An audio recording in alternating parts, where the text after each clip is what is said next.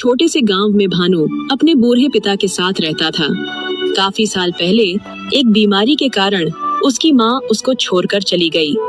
तब से रामदीन भानु को पाल पोस कर बड़ा किए, लेकिन भानु काफी आलसी और कामचोर था।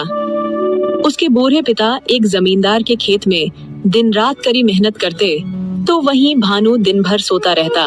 अरे भानु बेटा, अभी तक तुम सोए हो? तुम्हें सुबह ही कहकर गया था कि कुछ बर्तन है उसे मांज देना, लेकिन तुम अपनी आलसी से कभी बाज नहीं आओगे।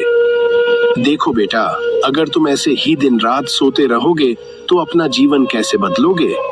ओहो बाबा, मुझे माफ कर दीजिए, मुझे लगा अभी सुबह ही हो रहा है। आप चिंता मत कीजिए, मैं अभी बर्तन मांज देता हूँ। आप खाना खाकर जमींदार के खेतों में काम करने चले जाइए, वरना वो खामोखाह गुस्सा करने लगेंगे। भानु बेटा, अब मैंने जमींदार को साफ मना कर दिया है कि अब मैं उनके खेतों में काम करने नहीं जाऊंगा।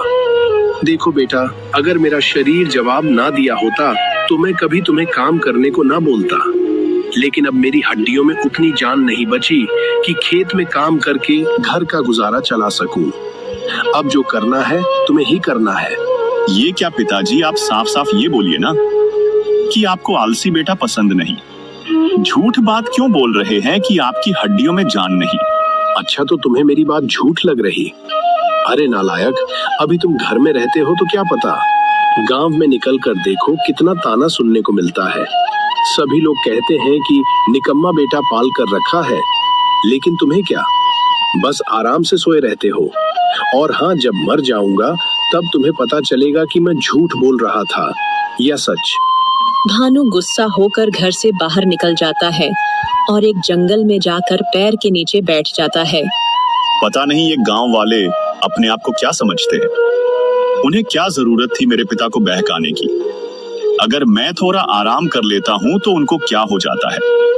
लेकिन कोई बात नहीं, मैं भी एक दिन ऐसा काम करूंगा कि सारे गांव वाले मेरी तारीफ करने से पीछे नहीं हटेंगे। लेकिन अभी मुझे थकावट महसूस हो रही है, थोड़ा आराम कर लेता हूँ। भानु इतना कहकर वहीं सो जाता है। तभी वहीं से एक बाबा गुजरते हैं और भानु को सोता देख उससे कहते हैं, अरे क्या मूर्ख इंसान है, तुम्हें कोई काम नहीं है क्या? देखने में नौजवान और हट्ठे कट्ठे लग रहे हो, लेकिन काम आलसियों वाला कर रहे हो। पंडित जी की बात सुनकर भानु का आंख खुल जाता है और वह खड़ा होकर उनसे कहता है, अरे बाबा, आपको क्या दिक्कत है? एक तो घर पे पिताजी सोने नहीं देते, और जब जंगल में आकर एक सुकून का सांस ले रहा हूँ उसमें भी आप अड़चन डाल रहे हैं। देखो बेटा, मैं तुम्हारा कोई दुश्मन नहीं हूँ। तुम गलत राह पर चल रहे हो, इसलिए तुम्हें खबरदार करने आया हूँ। तुम्हें शायद मालूम नहीं कि तुम पर कितना बड़ा मुसीबत आने वाला है। अगर समय रहते समझ गए तो ठीक, नहीं तो मुसीबत का सामना करने के लिए तैयार रहना। अरे जाओ जाओ बाबा, मैं अपनी हालत खुद सुधार लूंगा।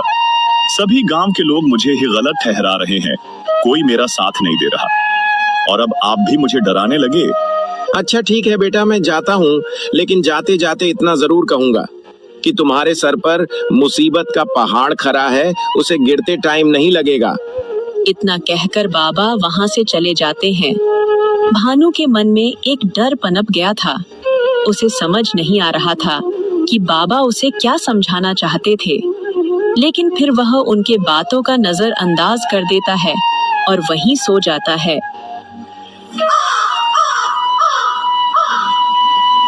देखते ही देखते शाम हो जाती है और भानु अपने घर की ओर निकल जाता है। भानु बेटा, आज भी तुम्हें काम नहीं मिला और खाली हाथ घर वापस आ गए। हे भगवान, ये लड़का मुझे चैन से मरने भी नहीं देगा। अरे नहीं पिताजी, आप ऐसा क्यों बोलते हैं? मैं काम की तलाश में निकला तो था, लेकिन सेठ जी ऐसा ऐसा काम दे रहे हैं जो मुझसे कतई नहीं होगा। लेकिन आप चिंता मत कीजिए, मैं कोई ना कोई काम जरूर ढूंढ लूंगा, बस आप मरने की बात मत करना।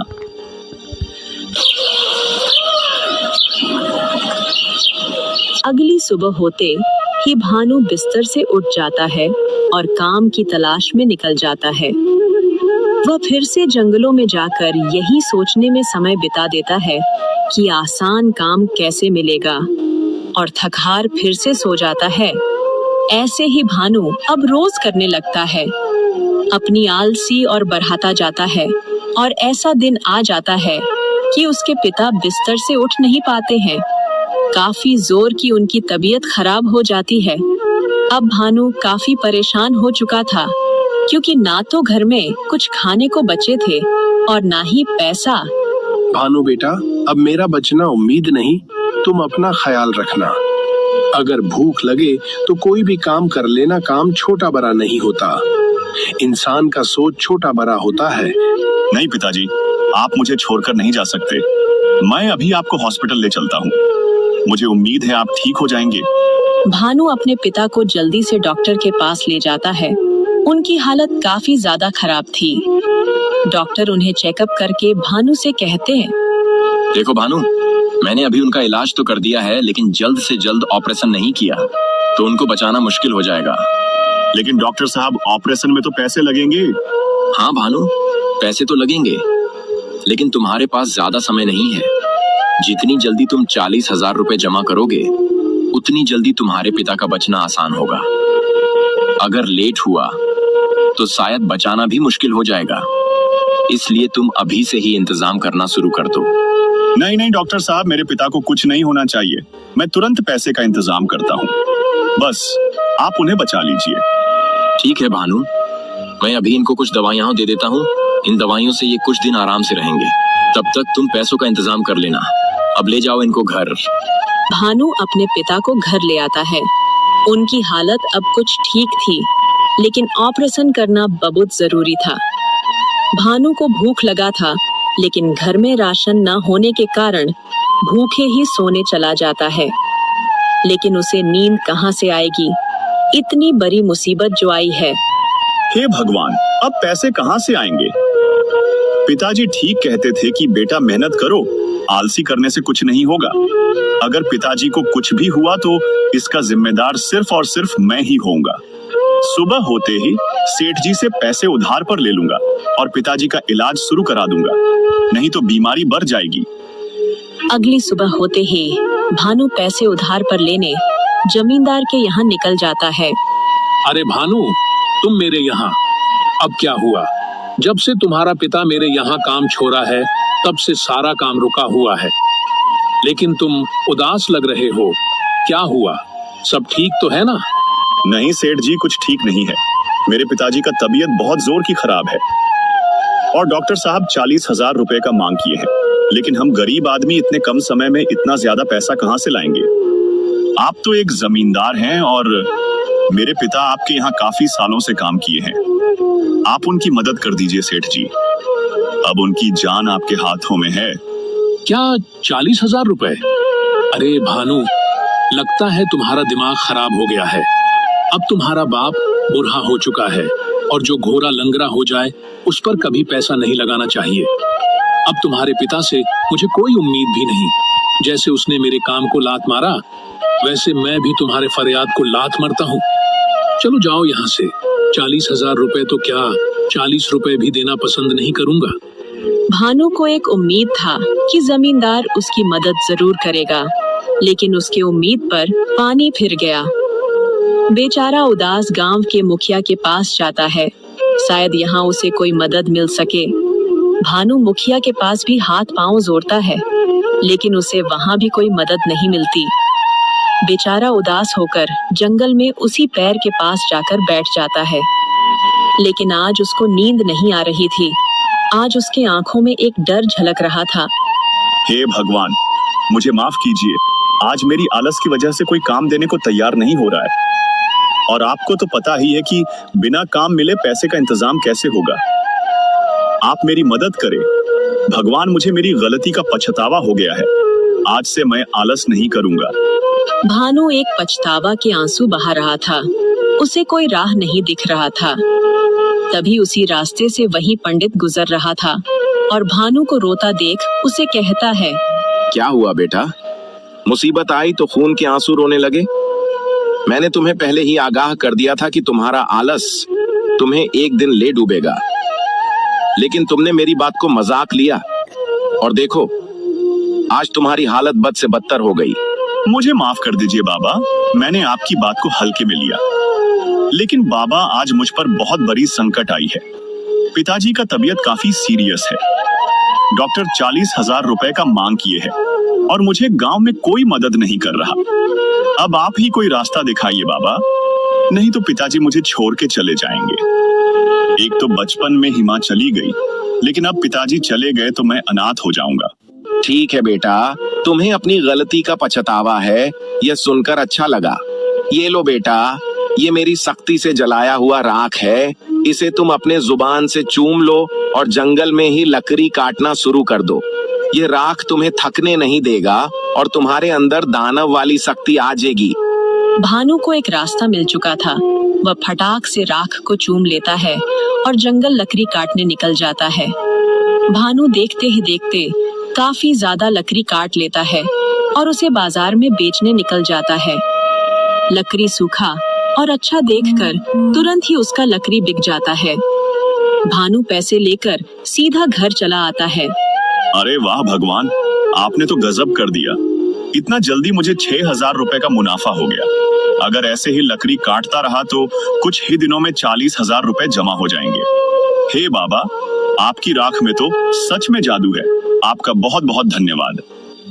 अगले दिन होते ही भानु जोर शोर से काम करने लगता है ताकि जल्द से जल्द अपने पिता का इलाज शुरू करा सके। भानु को जानवरों की तरह मेहनत करते देख गांव वाले भी तंग रह जाते हैं। इस तरह भानु कुछ ही दिनों में 36,000 रुपए इकट्ठा कर लेता है। भगवान की कृपा से 36,000 रुपए का इंतजाम तो हो गया है। अब मुझे जल्द से जल्द 4,000 रुपए का इंतजाम और करना पड़ेगा, क्योंकि पिताजी का तबीयत दिन पर दिन और बिगड़ती जा रही है। भानु अपने पिता के पास जाता है तो देखता है कि उनकी तबीयत पहले से काफी ज्यादा बिगड़ चुकी है। दवाइयां भी खत्म हो चुकी थीं। अगर जल्द से जल्द डॉक्टर के पास ना लगा तो बचना मुश्किल हो जाएगा। हे भगवान, पिताजी का तबीयत तो बिगड़ती जा रही है, दवाइयां भी खत्म हो चुकी हैं। अभी मुझे थोड़ा और वक्त दे दो भगवान। 4,000 रुपए का इंतजाम करना है। एक काम करता हूँ, फिर से जमींदार साहब के पास जाता हूँ। इस बार वो मुझे मना नहीं करेंगे। भानु दौड़कर जमींदार साहब के पास जाता है और 4,000 रुपए के लिए गिड़गिड़ाने लगता है। जमींदार भानु को मजबूर देख उसका फायदा उठाने का सोचता है। भानु को सख्त 4,000 रुपए का जरूरत है। अगर मैं इसी का फायदा उठाऊं तो मेरा काम कम पैसों में निपट जाएगा। अरे वाह रे जमींदार, तुम्हारे जैसा तेज बुद्धि का तो कोई सेठ है ही नहीं। ठीक है भानु, मैं तुम्हें 4,000 रुपए नहीं बल्कि पूरे 5,000 रुपए देता हूँ। लेकिन हाँ, तुम्हें मेरा एक काम करना होगा। तुम्हें मेरा 10 कट्ठे का खेत जोतना होगा। बोलो, क्या तुम यह काम करोगे? ठीक है मालिक, अगर आपका यह काम करने से मेरे पिताजी का इलाज हो सकता है और वह बच सकते हैं, तो मैं यह काम पूरे मेहनत और लगन से करूंगा। एक भी शिकायत का मौका नहीं दूंगा। भानु जल्द से जल्द 4,000 रुपए इकट्ठा करना चाहता था। वह बिना रुके खेत में कुदाल लेकर चला जाता है। भानु दिल लगाकर मेहनत करता है। उसे यकीन था कि भगवान उसका साथ जरूर देंगे। शाम हो जाती है और 10 कट्ठा जमीन भानु जोत देता है। वह सेठ के पास जाता है और अपनी मेहनत का पैसा मांगता है। सेठ जी, आपके कहे अनुसार खेत की जुताई खत्म हो गई। अब आप अपना वादा पूरा करें, मुझे मेरे पैसे दे दें ताकि कल अपने पिताजी का इलाज शुरू करा सके। वाह भानु, वाह। एक दिन था जब तुम अपना आलस छोड़ना नहीं चाहते थे और आज देखो तुम पर मुसीबत आई तो कैसे अपने आप आलस छूट गई। ये लो तुम अपने पैसे और जल्द से जल्द अपने पिताजी का इलाज शुरू कराओ। अगले दिन ही भानु अपने पिता को हॉस्पिटल में एडमिट कर देता है। पैसे पूरे होने के कारण उनका इलाज भी जल्द से जल्द हो जाता है। ऐसे ही कुछ दिन बीत जाता है और भानु के पिता बिल्कुल ठीक हो जाते हैं। अरे वाह बेटा, आज मुझे तुम पर गर्व हो रहा है कि तुम मेरा बेटा हो। मुझे तो कोई उम्मीद नहीं थी कि मैं बचूंगा, लेकिन तुमने कड़ी मेहनत की, डॉक्टर के फीस चुकाए और मुझे एक नया जीवन दान दी।